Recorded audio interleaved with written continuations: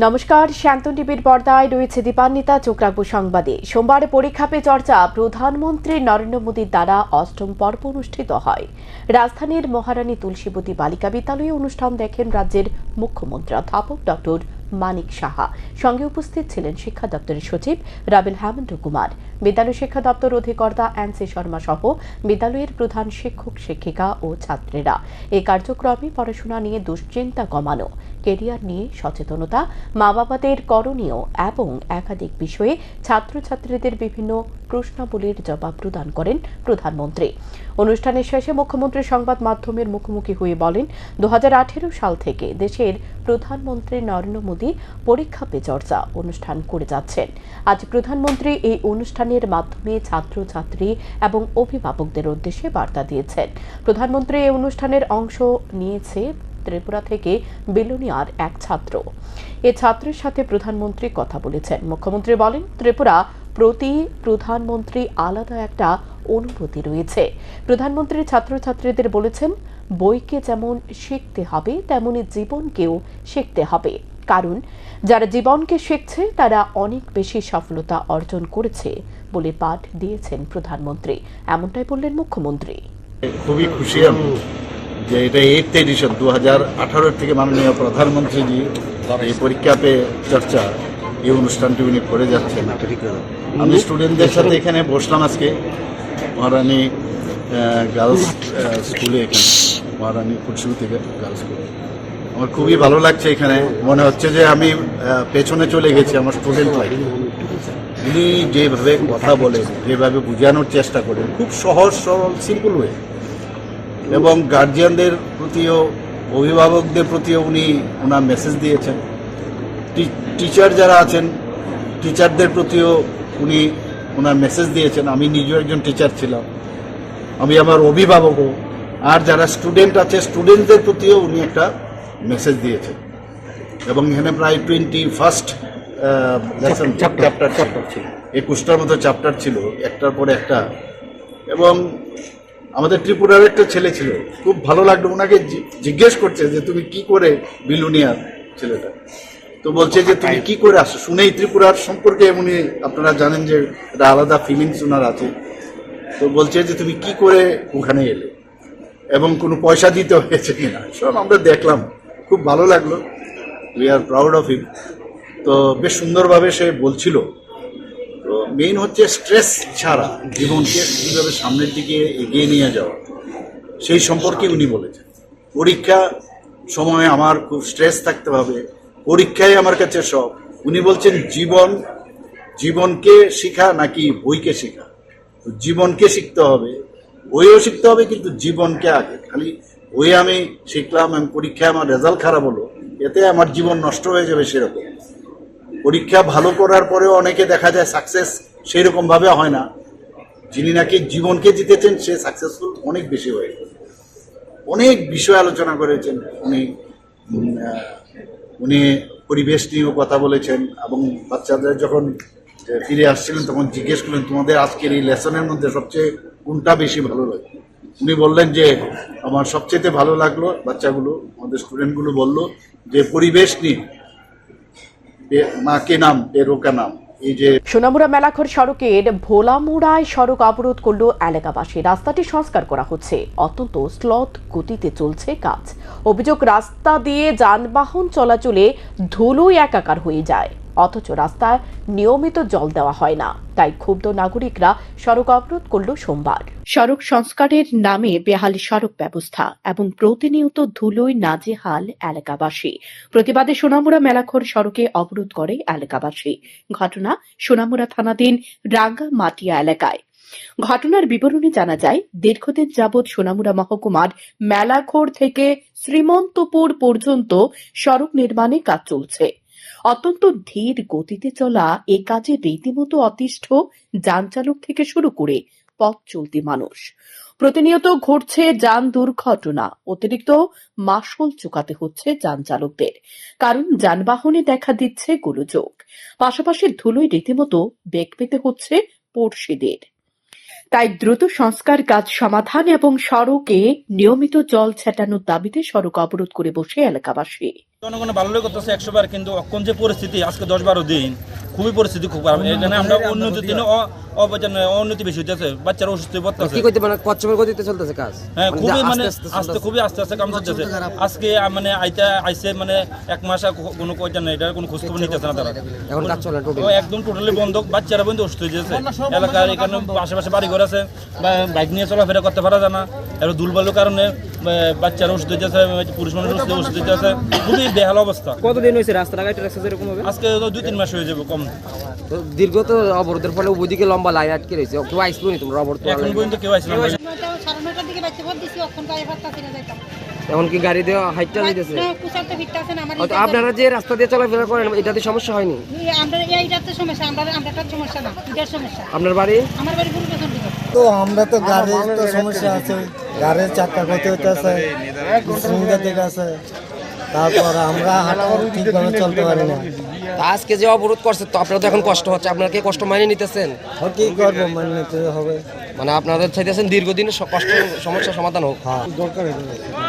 কিন্তু এখন তো দীর্ঘ সময় আপনারা আটকে রয়েছেন, এখন প্রশাসন সেটা বিয়ে করার দরকার, গভর্নমেন্ট থেকে ইয়ে করবো, কিন্তু এখন মানুষ কষ্ট পাচ্ছে, সবাই কেউ ডিউটি যাবে, কেউ কাজে নিয়ে যাবে, এখন সবাই আটকে, তো সেটা সমস্যার সমাধান। আপনি কি প্রতিনিয়ত এই রাস্তা দিয়ে চলাফেরা করেন?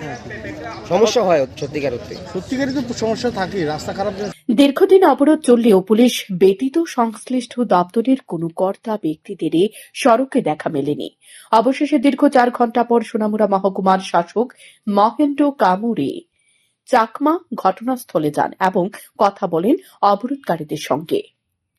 পাশাপাশি তিনি সমস্যার সমাধানের উপযুক্ত পদক্ষেপ গ্রহণের আশ্বাস দিয়ে অবরোধ মুক্ত করেন। শান্তন টিভি।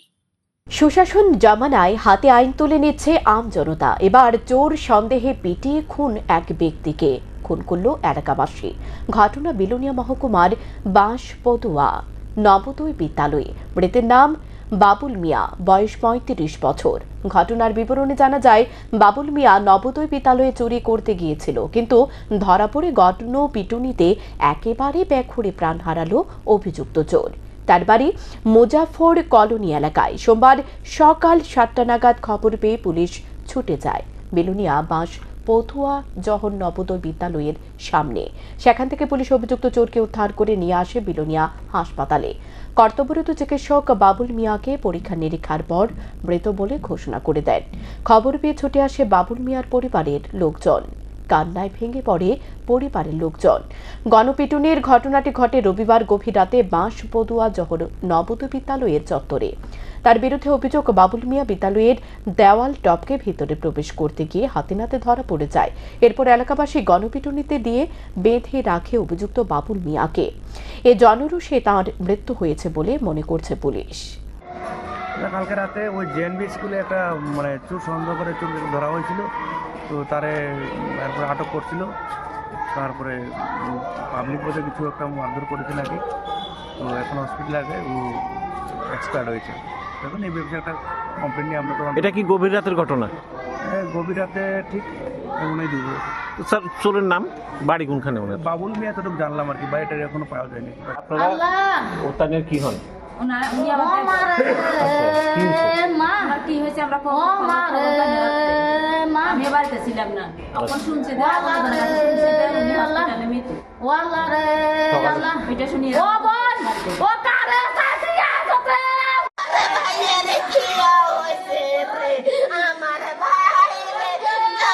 আমার ভাই নাম কিতা? নাম কি কিতা শুনছেন আপনারা?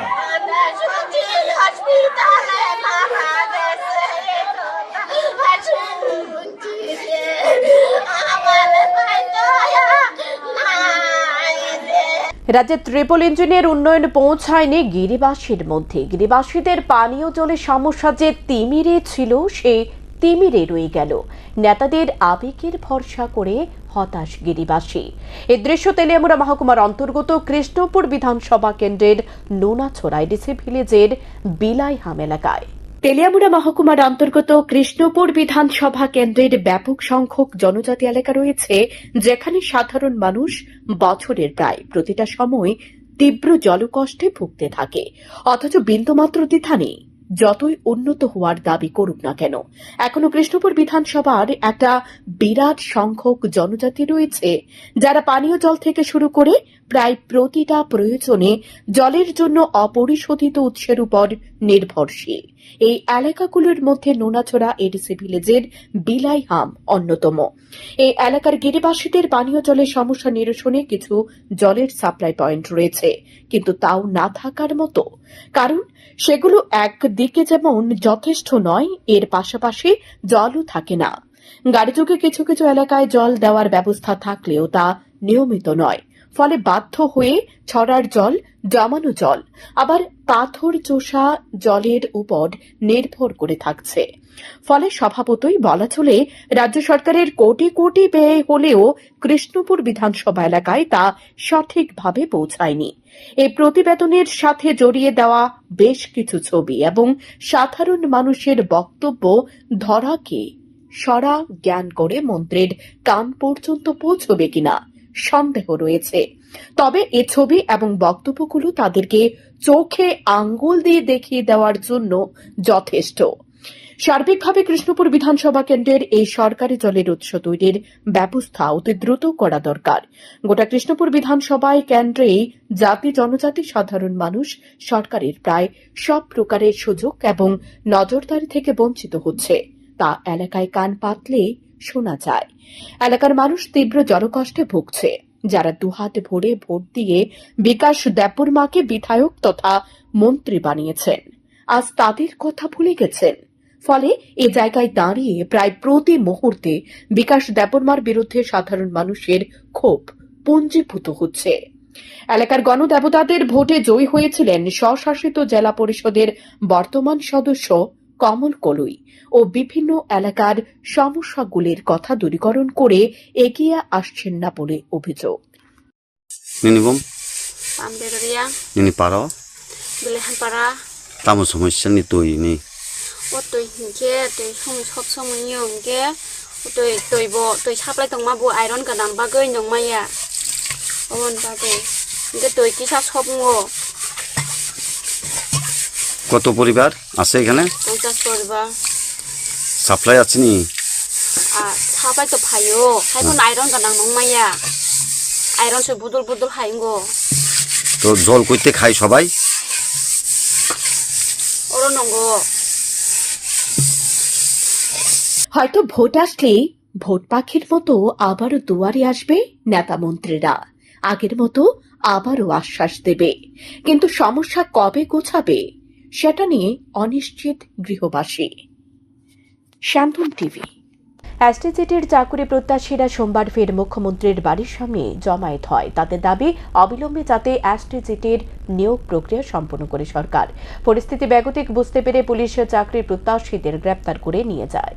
মুখ্যমন্ত্রীর মানবিক দৃষ্টিভঙ্গির চরম অভাব, যার কারণে গত 3 বছর ধরে এসটিজিটি নিয়োগ প্রক্রিয়া সম্পন্ন হচ্ছে না।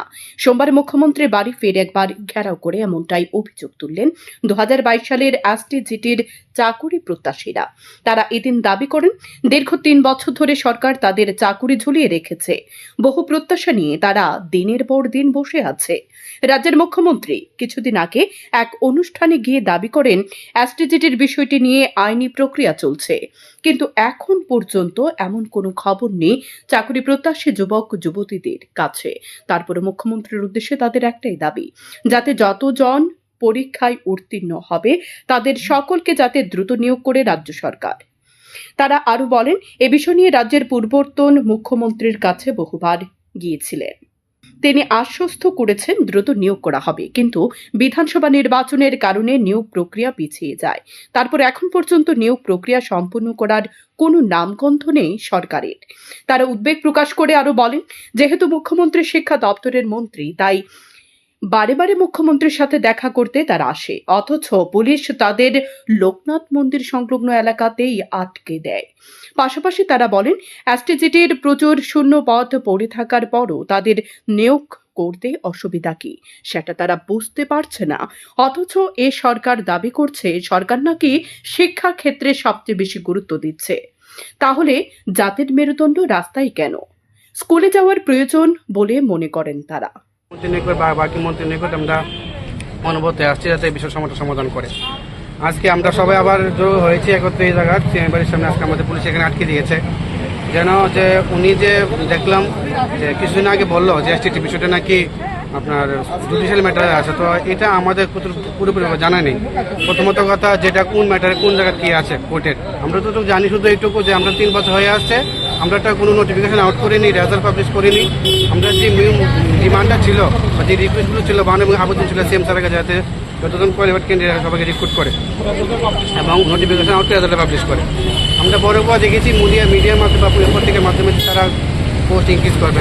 পোস্ট যদি ইনক্রিজ করা হয় সেটা সবার জন্য করা হয়, যতজন কোয়ালিফাইড ক্যান্ডিডেট আছে, এসসি হোক এসটি হোক কেউ হোক, যদি কোয়ালিফাইড করে থাকে তার জন্য সবাই জন্য পায়। কিন্তু এখন যদি তারা বলে যে কিছু পোস্ট বাড়িয়ে যোগ্যতা নিরীক্ষা সবাইকে নিয়োগ করা হয়, তাহলে আমরা বলতে পারি এখানে যদি পোস্ট ইনক্রিজ করা হয় এখানে সবই যোগ্য যারা কোয়ালিফাইড করেছে, তো সবাইকে যেন দেওয়া হয় যারা কোয়ালিফাইড করেছে। পোস্ট অনেক খালি পড়ে আছে, ফাইন্যান্স অভাব নেই, তো এখন শুধু মুখ্যমন্ত্রী স্যারের মানবিক দৃষ্টিভঙ্গির অভাব। উনি যদি মানবিক দৃষ্টিভঙ্গি দেখে এবং আপনাদের বলে রাখি পূর্বতন যে শিক্ষামন্ত্রী ছিল ওনার কাছে আমরা বারংবার গিয়েছিলাম এসব বিষয় নিয়ে, তো উনি লাস্ট টাইম উনি পোস্ট ইনক্রিজ করেছিলেন আপনার মিডিয়ার মাধ্যমে আপনারা জানিয়েছিল, কিন্তু পরবর্তী সময় দেখা গেল যে ইলেকশনের দরুন সেটা পিছিয়ে গেছে।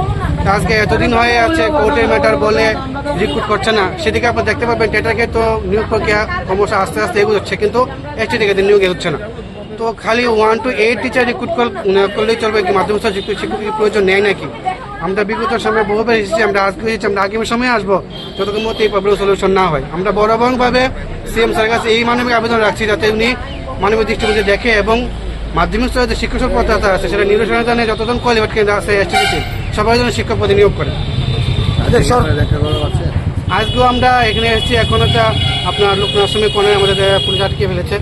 তাদের কর্তব্য আমরা তো অনবরত আসছি, যেহেতু উনি দপ্তরের মন্ত্রী লগে সাথে উনি মুখ্যমন্ত্রীও, উনি তো আমাদের বড় অভিভাবক। আমরা যদি ওনার কাছে না আসি আমরা কার কাছে যাবো? অন্য মন্ত্রীর কাছে গেলে বলে যে ওনার সিদ্ধান্তই সর্বশেষ সিদ্ধান্ত, উনি সিদ্ধান্ত না নিলে আমাদের কিছু করার নেই। তো যেহেতু উনি সর্বশেষ, তো আমরা তো ওনার কাছে বারংবার আসবো। আমরা পূর্বত শিক্ষামন্ত্রী বারবার গিয়েছিলাম, যেহেতু দপ্তরমন্ত্রী উনি ছিলেন, আমরা এখনও আসছি যে দপ্তরমন্ত্রী উনি, ওনার কাছে যাওয়ার সামনে কোনো রাস্তা নেই। আজকে আমরা এখানে আসছি, আমরা সামনে বারংবার আসবো, কারণ আমাদের কিছু উপায় নেই। আচ্ছা 3টা বছর হয়ে আসছে, হয়তো জেআইবিটির পরে এটা সেকেন্ড কোনো রিক্রুটমেন্ট প্রসেস, এটা 3 বছর লেন্থি সময় যাচ্ছে। তো কবে নাগাদ এটা শুরু হবে? আমরা সেই জায়গাতে এসেছি এবং যাতে যতজন কোয়ালিফাইড করছে সবাই হয়তো রিক্রুট করে, কারণ আমরা বারংবার বলে আসছি এই সরকার আসার পর খালি 2বার এসটিটি পরীক্ষা হয়েছে, একবার 2019 একবার 2020-এ। শুধু 625 জন নিয়ে করেছে, আমরা কাগজপত্র আমরা আসলে আমরা দেখাতে পারবো।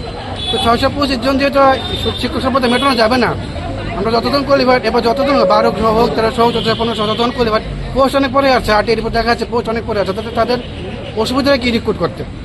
আমরা চাইছি বিভিন্ন আমরা আবেদন করছি সিএম স্যারের কাছে যাতে উনি বিষয়টা দেখে, যেহেতু শিক্ষার বিষয় সর্বাঙ্গীন শিক্ষার বিষয়, ওনারা বলছে যে সর্বাঙ্গীন শিক্ষার বিকাশে ওনারা চেষ্টা চালিয়ে যাচ্ছেন। আমরাও চাইছি চেষ্টার মধ্যে কিছুটা অংশীদারি হতে এবং শিক্ষক সম্পদের নিয়োজনে আমরাও যাতে স্কুলে গিয়ে তাদের পাঠদান করিয়ে শিক্ষক সম্পদে মেটাতে পারি। কিন্তু আমরা কি দোষ করেছি? আমাদের তো আমরা সবাই হতাশা হয়ে আছি, আমরা মানসিকভাবে বিপর্যস্ত হয়ে পড়ছি। অনেকে লোন নিয়ে পড়েছে, তাদেরকে ব্যাংক থেকে প্রেসার দিচ্ছে, আমাদের এখনো নিয়োগ করা হচ্ছে না।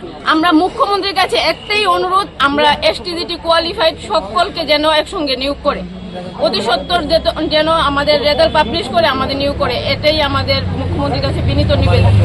তার জন্য এসেছিল, সিএম এর সাথে অনেকবার দেখা করার চেষ্টা করা হয়েছে, অ্যান্ড অ্যাপ্লিকেশনও জমা দেওয়া হয়েছিল অনেকবার, 17-18 বার, কিন্তু এখনো স্যার আমাদের সাথে দেখা করেনি। 3 ইয়ার্স চলছে, 3 ইয়ার্স কমপ্লিট হয়ে 4 ইয়ার্সে পড়বে, 4 বছর হবে। আর কত দেরি করবো? আমাদের মধ্যে অনেক দাদা দিদিরা আছে যারা ওভার এজ হয়ে গেছে, হবে আমরাও হতে যাচ্ছি, আর কতদিন অপেক্ষা করবো? সিএম কেন দেখা করছে নাকি এটা তো আমরা বলতে পারছি না। সিএম দেখুন আমাদের মধ্যে হ্যান্ডিক্যাপও আছে, যে এসেছে 2022-এ ফিজিক্যাল হ্যান্ডিক্যাপও আছে, যে 2022-এর এসটিজিটি কোয়ালিফাইড বলতে আমরা জর্জরিত হয়ে গেছি। আমরা এক ছেলে মেয়ে আমরা সব কিছু নিঃস্ব করে বিক্রি করে আমরা পড়াশোনা করেছি, কিন্তু আজকে পড়াশোনা করে কি হচ্ছে? আমরা ধারে ধারে ভিক্ষা করছি এমন মনে হচ্ছে। আমরা কোথায় যাব? আমাদের কত 2 মিনিট টাইম দিলাম, আপনারা এই সিচুয়েশন হয় না। আমরা বাচ্চা কাচ্চা ফেলে আমরা সিএম স্যারের সাথে দেখা করার জন্য আসি, ছুটে আসি, কিন্তু আমরা টাইম পাই না। কে দেখবে আমাদের এই চোখের জল? আমরা তো এই ত্রিপুরারই ছেলে মেয়ে না স্যার, কোথায় যাবো বলুন? ওনার কাছ থেকে চাইলে উনি টাইম দেয় না। আমরা রাস্তায় আসলে উনি দেখা করেন না, ওনার সাথে দেখা করতে গেলেও না সময় নেই, তাহলে আমরা কোথায় যাই? এদিকে পুলিশের তাদের আটক করে নিয়ে যায়, তবে তারা পুলিশের হাতে গ্রেপ্তার হয়েও বলেন যেহেতু মুখ্যমন্ত্রী তথা দপ্তরের মন্ত্রী ডক্টর মানিক সাহা, তাই তারা বারংবার আসবে। শান্তন টিভি। সোমবার আগরতলা প্রজ্ঞা ভবনে বেটি বাঁচাও বেটি পড়াও এর উপর প্রাক ধারণা ও প্রাকৃতিক রোগ নির্ণয়ের কৌশল আইন সম্পর্কিত এক শীর্ষক জেলাভিত্তিক কর্মশালা অনুষ্ঠিত হয়। কর্মশালার উদ্বোধন করেন পশ্চিম ত্রিপুরা জেলা শাসক ডক্টর বিশাল কুমার। তিনি কর্মশালায় বক্তব্য রেখে বলেন, 10 বছর আগে কেন্দ্র সরকার বেটি বাঁচাও বেটি পড়াও এর উপর একটি প্রকল্প আনে। এই প্রকল্প কিভাবে গোটা দেশে চালু করা যায় এবং ত্রিপুরাতে সঠিকভাবে বাস্তবায়ন করা যায় সেদিকে গুরুত্ব দেওয়া হচ্ছে। বিশেষ করে মেয়ে সন্তান নিয়ে মানুষের মধ্যে যে ভুল ভ্রান্তি থাকে সেটা কিভাবে সমাজ থেকে দূর করা যায় এ বিষয়ে মানুষকে বোঝানোর দায়িত্ব নেওয়া হয়। এ ধরনের অনুষ্ঠান আগামী দিন মানুষের ভুল ভ্রান্তি দূর করতে সহযোগিতা করবে বলে অভিমত ব্যক্ত করেন জেলা শাসক।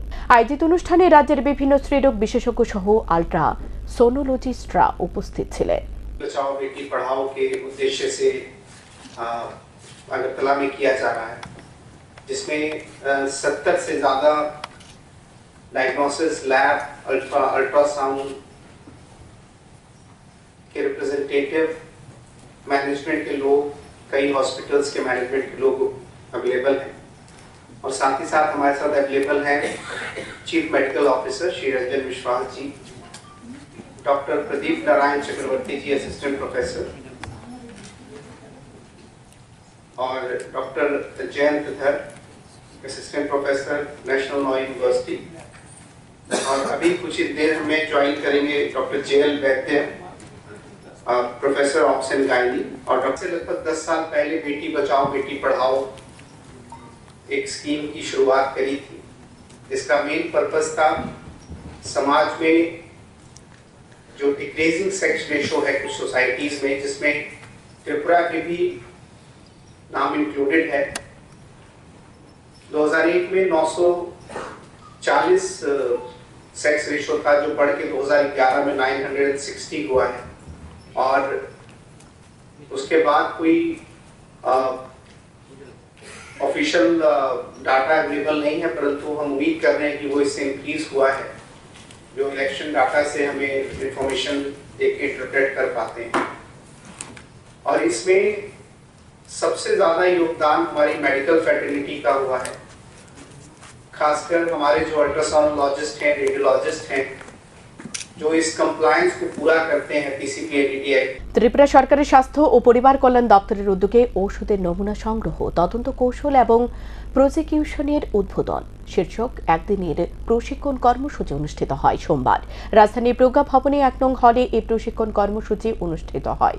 উপস্থিত ছিলেন স্বাস্থ্য ও পরিবার কল্যাণ দপ্তরের অধিকর্তা doctor Sanjib Debbarma, deputy drug controller Kanchan Sinha সহ অন্যান্যরা। প্রশিক্ষণ কর্মসূচিতে বক্তব্য রাখতে গিয়ে স্বাস্থ্য ও পরিবার কল্যাণ দপ্তরের অধিকর্তা ডক্টর সঞ্জীব দেববর্মা বলেন, ভারতবর্ষে সবচেয়ে বেশি ঔষধ উৎপাদন হয়, ভারত থেকে অন্য দেশে ঔষধ রপ্তানি করা হয়, কিন্তু কোনো রোগীকে সঠিক পরিমাণে সঠিক ওষুধ প্রদান করা খুবই গুরুত্বপূর্ণ। এক্ষেত্রে অনেক সময় সমস্যা দেখা দেয়, তাই কোনো রোগীকে ওষুধ প্রেসক্রাইব করার সময় সবকিছু বিচার বিবেচনা করে ওষুধ প্রেসক্রাইব করতে হবে। Welcome address by our Deputy Drug Controller that the proliferations of substandard and drugs which is sold over the counter is a very, very big problem for the states. This I can give you some of the examples. Now, of course, the company has stopped giving the fish and samples directly to the doctors who are practicing. They are sending to courier whatever the medicine. But sometimes we feel that why these types of confidence has gone down. Many of our good friends are come to us and asking, "Friend, do you have a sample?" I said, "Why?" Because sample is genuine. And if we purchase from the shop, probably we are in doubt whether you prescribe the best quality, the best out of best companies' medicine, then also we are in doubt whether it is the original one or not. We all know that India is the largest manufacturers of medicine, and our medicine is going to other countries. We are sure that the drugs which are going to the other countries are best out of the best. But what about us? It has been mentioned by another speaker that we all are concerned about our health. If the quality of drug is not that as per our expectation, how we expect will be healthy? So in our clinical practice, in the clinical rounds, when I go with my other colleagues, juniors and nursing staffs, and also the resident doctors, including the students, I have to teach them for জীবনের ঝুঁকি নিয়ে ঠিকাদারের অধীন শ্রমিকরা বিদ্যুতের খুঁটির উপর কাজ করে যাচ্ছে। ঘটনা শাবনূর মনুঘাট সড়কের হরিণা টিলা এলাকায়। জানা যায় হরিণা টিলা এলাকার রাস্তার পাশে নতুন বিদ্যুতের খুঁটি বসানো হচ্ছে। এই খুঁটিতে নতুন করে তার লাগানো হচ্ছে। কাজের বরাত পান জনৈক ঠিকাদার। অভিযোগ, ওই ঠিকাদার শ্রমিকদের সেফটি বেল্ট না দিয়ে খুঁটির উপর কাজ করতে তুলে দিচ্ছেন। সংবাদ প্রতিনিধির ক্যামেরায়ও ধরা পড়ে শ্রমিকরা সেফটি বেল্ট ছাড়াই বিদ্যুতের খুঁটির উপর কাজ করে যাচ্ছেন। এতে করে যে কোনো সময় ঘটে যেতে পারে অঘটন। শ্রমিকদের কোমরে সেফটি বেল্ট, এমনকি মাথায় হেলমেটও নেই।